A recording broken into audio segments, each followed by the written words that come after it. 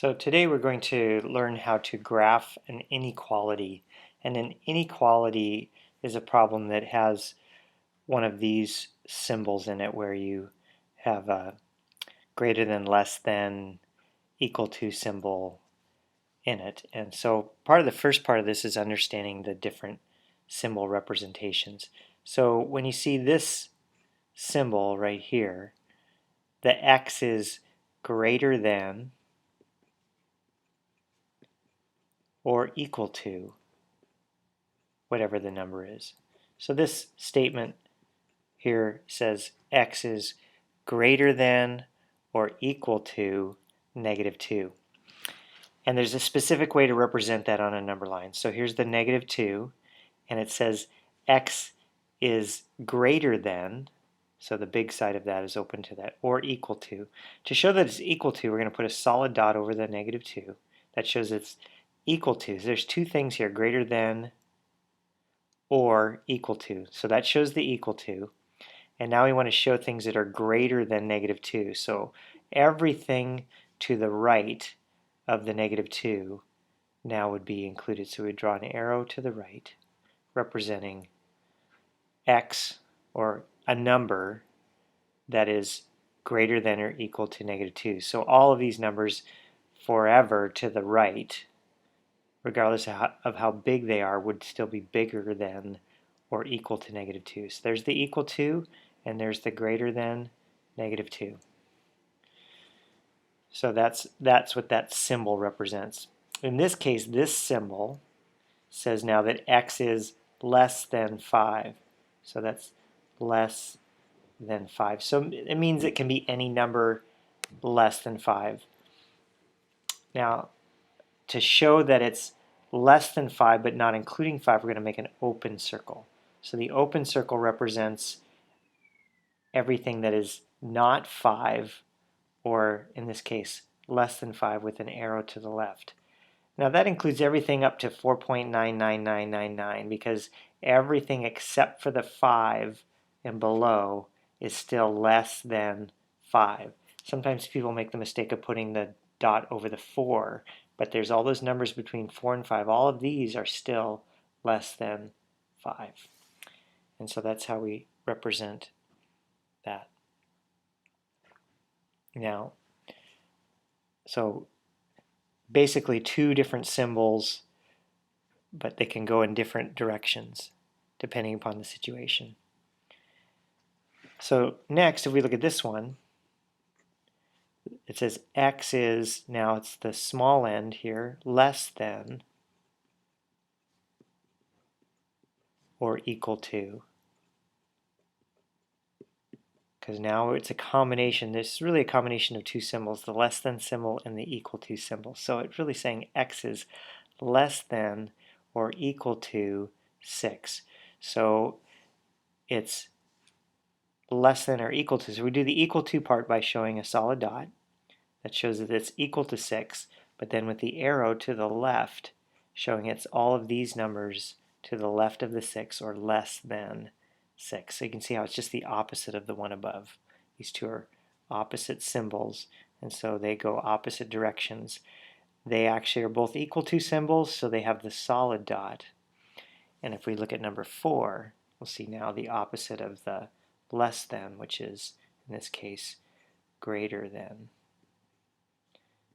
So it says x is greater than. You really read these left to right. I could say 1 is less than x if I wanted to go right to left, but generally we'll read them left to right and say it this way: x is greater than 1. So x can be any number greater than 1, which would include 1.1 or 1.001 or 1.00000, as small as you can think 1. So anything just the slightest larger than 1, and we represent it with an open circle again because it does not include the 1. 1 is not greater than 1. Anything bigger than 1 is, and so all these numbers over here to the right would be included as x being greater than 1. And so this really represents the 4 different symbolic representations: greater than or equal to, less than or equal to, less than, with the arrow to the left, greater than with the arrow to the right. The open circle representing greater than or less than, the closed circle including the equal to part. So when we know that it also includes the number, we close the circle. So a couple more examples of that. So if we say x is less than, we have the less than symbol like we did here, less than negative 14, so it does not include the negative 14, so it's an open circle, and it's less than, so it's to the left. Less than, to the left, open circle, because it does not include the negative 14. Whereas with number 9, we have, or number 6, we have the less than or equal to 9, so it's a solid dot because it includes the equal to part, and it's x is less, so it's all these numbers less than, so to the left again of 9. So x is less than or equal to positive 9, and so it goes to the left.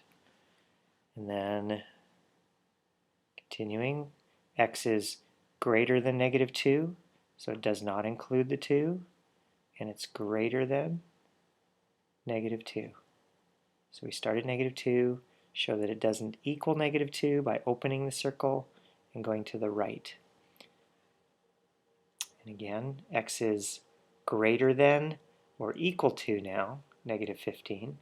So we're going to include the negative 15, and x is greater than, so it's on this side. It's all these numbers to the right.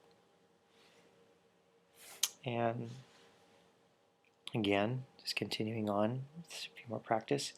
X is less than or equal to negative 10, so it includes the negative 10 because of the equal sign, solid dot, and it's less than or equal to, so it's to the left.